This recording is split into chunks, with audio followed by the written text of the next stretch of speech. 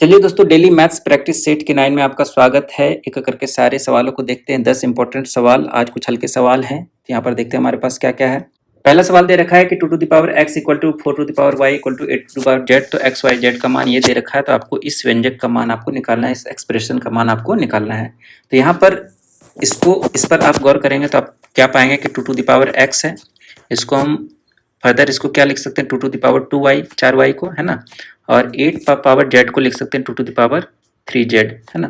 तो यहाँ से देखिए बेस आपका सेम हो गया, तो x बराबर 2y बराबर 3z हो जाएगा। एक्स वाई जेड का जो रेशियो बनेगा, ठीक, इसका रेसिप्रोकल बनेगा, यानी कि 1/1/2 अनुपात 1/3। तो ये 3 दूनी 6 इधर आ जाएगा, इधर 2 तिहाई, सब में 6 से गुना कर देंगे तो आपका भिन्न हट जाएगा।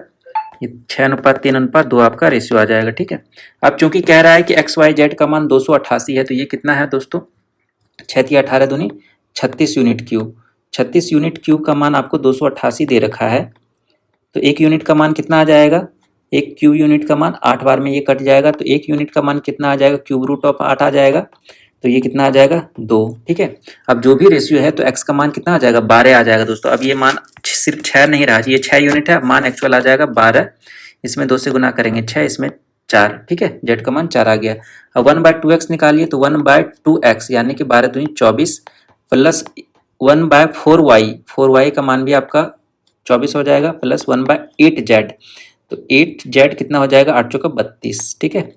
अब यहाँ से देखिए कि 1/24 1/24 1/12 बना देगा, और प्लस 1/32, 32 और 12 ऊपर में कितना आ गया दोस्तों, 44, और बटा 32 गुना 12 नीचे आ जाएगा। तो 4 से काट देंगे 11 और 4 तिहाई 12, 11/96 आपका आंसर होगा, ऑप्शन नंबर डी। अगला सवाल है कि 10,000 रुपए की राशि 10% प्रति वर्ष की दर से 2 वर्ष के लिए अर्धवार्षिक चक्रवृद्धि पर निवेश की गई थी, तो चक्रवृद्धि ब्याज ज्ञात करना है। तो आप जानते हैं कि जो अर्धवार्षिक होगा उसके लिए कंपाउंडिंग टाइम कितना हो जाएगा, 4 साइकिल बन जाएगा, क्योंकि समय में दुगना हो जाता है और रेट आपका आधा हो जाता है। तो रेट आपका हो जाएगा 5% और समय जो हो जाएगा आपका 4 ईयर हो जाएगा, ठीक है। तो आप यहाँ पर देख लीजिए कि जो 4 साल का रेशियो होता है चक्रवृद्धि ब्याज का, वो क्या होता है, 4, 6, 4 और 1। इसके साथ क्या फैक्टर मल्टीप्लाई होगा, ए बी सी डी, जहाँ पे ए जो होगा प्रिंसिपल का रेट परसेंट होगा, बी होगा ए का रेट परसेंट, सी बी का और डी सी का। इस तरह से आपका होगा। प्रिंसिपल जो है सहूलियत के तौर पर यहाँ पर रेट जो है 1/20 है, तो इसी का कोई 20 का ही कोई मल्टीप्लिकेशन मान लेते हैं। तो 20 का हम मान लेते हैं 80,000, ठीक है, आपका प्रिंसिपल। तो 80,000 का 1/20 कितना आ जाएगा, तो आप कहेंगे 4,000, ठीक है। बी कितना आ जाए, 4,000 का 1/20 200, 200 का 1/20 10, और 10 का 1/20 0.5। अब इस सभी को आपस में मल्टीप्लाई कर दीजिए, तो कितना जो भी आएगा आपका सम, वो चक्रवृद्धि ब्याज होगा। ये 16,000, ये आपका 1200, ये आपका 40 और ये 0.5।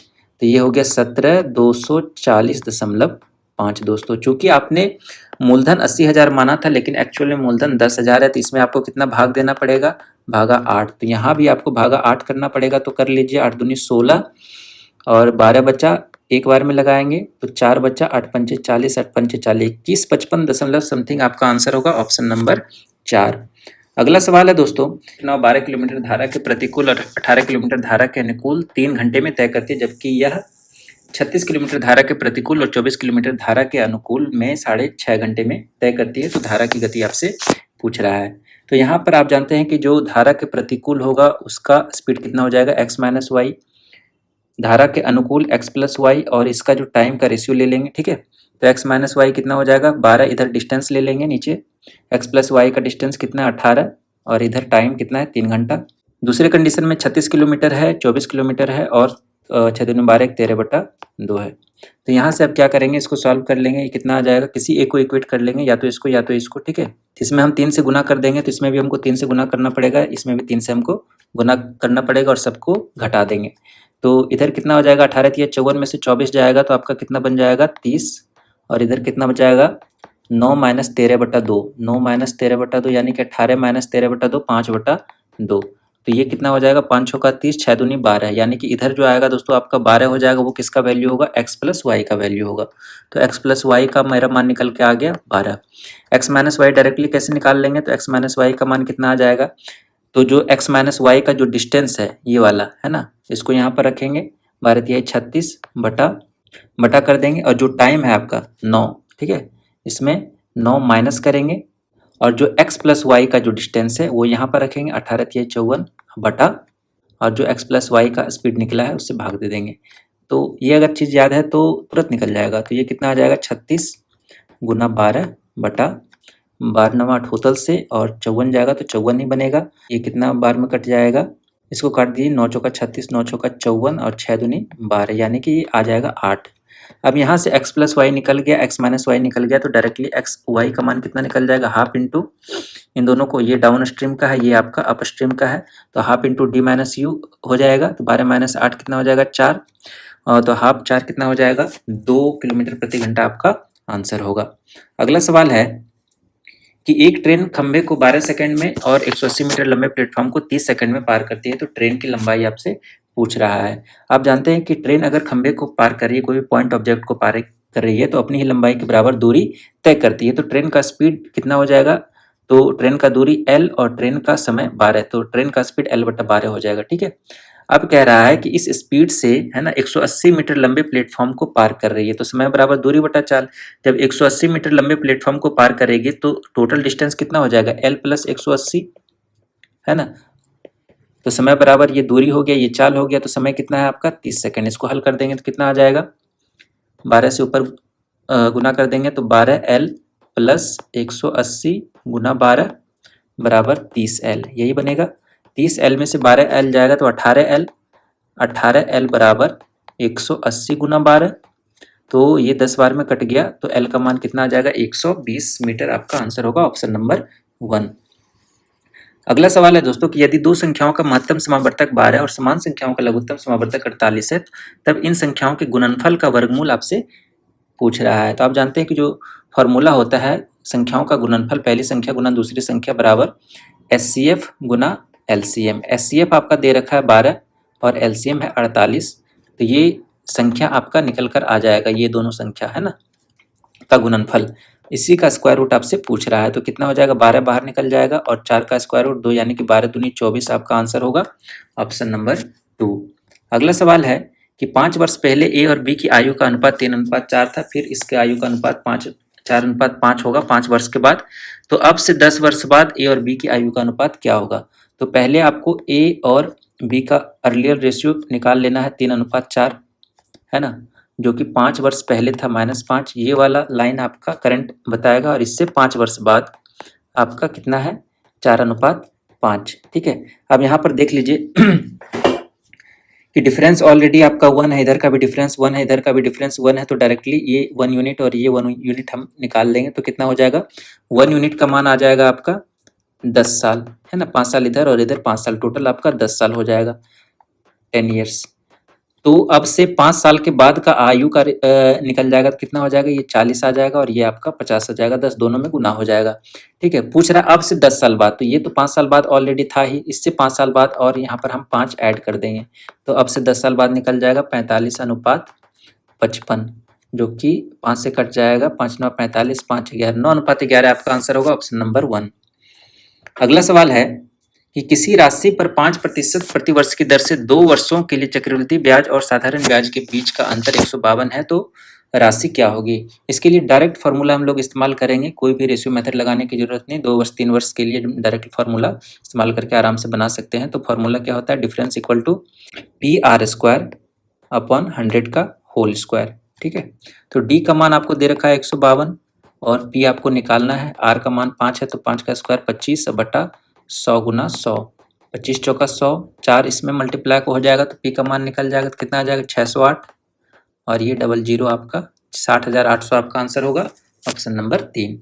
अगला सवाल है कि एक त्रिभुज ABC में AB बराबर 21 सेंटीमीटर, BC बराबर 20 सेंटीमीटर और CA बराबर 13 सेंटीमीटर है, तो सबसे लंबी भुजा पर लंब CD खींचा गया, तो त्रिभुज BCD का क्षेत्रफल आपसे पूछ रहा है। तो एक यहाँ पर एक त्रिभुज बना लेंगे और ये इसको CD रखेंगे, है ना, ताकि ऑब्जर्वेंस ताकि विजुअलाइजेशन अच्छा से हो सके। सी डी जो है ए बी पर आपका लंब दे रखा है, ए सी का मान आपको दे रखा है 13, बी सी का मान आपको 20 और ए बी का मान आपका टोटल 21 है। आप यहाँ पे ट्रिपलेट फॉर्म करने की कोशिश कीजिए, है ना। तो 13 किस में आता है, 5 12 13 है। सबसे शॉर्ट तरीका बनाने का क्या है कि आप ट्रिपलेट फॉर्म करने की कोशिश कीजिए। 5 12 13 में या तो इसको 12 मान लीजिए, या तो 5 मान लीजिए, या तो इसको 5 इसको 12 मान लीजिए, ठीक है। तो दोनों ही कंडीशन में देख लेंगे तो किस पे मैच कर रहा है। तो 5 12 13 का निकल गया, तो ये कितना बन जाएगा आपका, इधर आ जाएगा आपका 16। तो क्या 16 12 20 एक ट्रिपलेट बन रहा है। तो आप कहेंगे कि अगर 3 से 4 से सबको भाग दे देंगे तो ये 3 आ जाएगा, ये 4 आ जाएगा और ये आपका 5 आ जाएगा। तो 3 4 5 का बन रहा है, तो हम करेक्टली है ना 12 16 को लेकर चलेंगे, ठीक है। तो 12 16 हमारा 5 इधर हो गया, 16 होता है। आपको निकालना क्या है, आपको निकालना इसका एरिया, बी सी डी का एरिया निकालना है। तो बी सी डी का एरिया निकालने के लिए क्या करना पड़ता है, हाफ इंटू आधार गुना ऊंचाई। आधार कितना है 16, ऊंचाई कितना है 12। तो 2 चौका 12 16 चौका 96 आपका आंसर होगा, 96 स्क्वायर सेंटीमीटर, ऑप्शन नंबर 1, ठीक है। अगले सवाल की तरफ चलते हैं। अगला सवाल है कि what is the least common multiple of 8/7, 16/49 and 32/21। लघुत्तम समावर्तक निकालना है। तो भिन्न का कैसे निकालते हैं, ऊपर का एलसीएम लेंगे, नीचे का एचसीएफ लेंगे। तो ऊपर का एलसीएम कितना हो जाएगा 8 16 32 का 32, और नीचे का एचसीएफ लेंगे तो कितना हो जाएगा 7 49 और 21, सब में 7 ही कॉमन है, तो 7 हो जाएगा। 32/7 आपका आंसर होगा, ऑप्शन नंबर 2। अगला सवाल है कि एक वृत्त केंद्र ओ और त्रिज्या 6 सेंटीमीटर है, जिसमें एक जीवा ए बी खींची गई। यदि केंद्र और जीवा के बीच की न्यूनतम दूरी 4.5 सेंटीमीटर है तो जीवा ए बी की लंबाई ज्ञात कीजिए। आपके पास एक सर्कल दे रखा है ना। यहाँ से हमने एक जीवा बना लिया और सेंटर से यहाँ पर एक न्यूनतम दूरी बना लेंगे 4.5 का, जो कि इस पर लंब होता है और जीवा को 2 बराबर भाग में विभाजित करता है। ये आपका त्रिज्या 6 सेंटीमीटर है। तो इसको सरलता से हल करने के लिए हम क्या कर सकते हैं दोस्तों, यहाँ पर देखिए कि यहाँ पर पॉइंट है ना। तो पॉइंट को हटा देंगे, इट मीन्स कि हम यहाँ पर गुना 10 कर देंगे। तो इसमें भी आप गुना 10 कर दीजिए, ठीक है। अब इसके बाद इसको रेशियो में कन्वर्ट कर लेंगे, तो 15 से भाग दे देंगे, 15 चौका 60, 15 तिहाई 45, 4/3 है। तो यहाँ पर हमने 15 से भाग दे दिया, यहाँ पर हमने नोट कर लिया, ठीक है। अब यहाँ पर देखिए कि इसका मान कितना आ जाएगा। तो 16 में से 9 पाइथागोरस थ्योरम से कितना हो जाएगा, 16 - 9 √7 यूनिट आ जाएगा। तो यूनिट में आया √7, एक्चुअल मान कितना हो जाएगा, क्योंकि हमने यहाँ पर गुना किया था 10, तो इसमें हमको 10 से भाग देना पड़ेगा। हमने भाग किया था 15, तो इसमें हमको 15 से गुना करना पड़ेगा इसको न्यूट्रलाइज करने के लिए, ठीक है। तो ये आपका एक्चुअल वैल्यू आ गया। अब क्योंकि अगर ए बी जीवा है ना, ए बी अगर जीवा है तो इसका और इसका मान बराबर होगा, है ना। क्योंकि ये जो लंब है त्रिज्या जो है जीवा पर जो लंब बनाएगा, इसको 2 बराबर भाग में डिवाइड करेगा। तो ए बी का मान इसका जो भी वैल्यू आएगा उसका 2 गुना कर देंगे, 2 पंचे 10 और 5 तिहाई 15। तो कितना आ जाएगा मान, 3√7 आपका आंसर होगा, ऑप्शन नंबर 1, ठीक है दोस्तों। तो ये थे कुछ इंपॉर्टेंट सवाल, 10 सवाल। क्योंकि आज टाइम कम था तो हमने कम सवालों को किया, लेकिन प्रैक्टिस पर्पस के व्यू से ये काफ़ी ज़्यादा इंपॉर्टेंट है। तो चलिए कल मिलते हैं नए सवालों के साथ, नए कंसेप्ट के साथ। तब तक प्रैक्टिस करते रहिए। Stay safe and healthy. नमस्कार।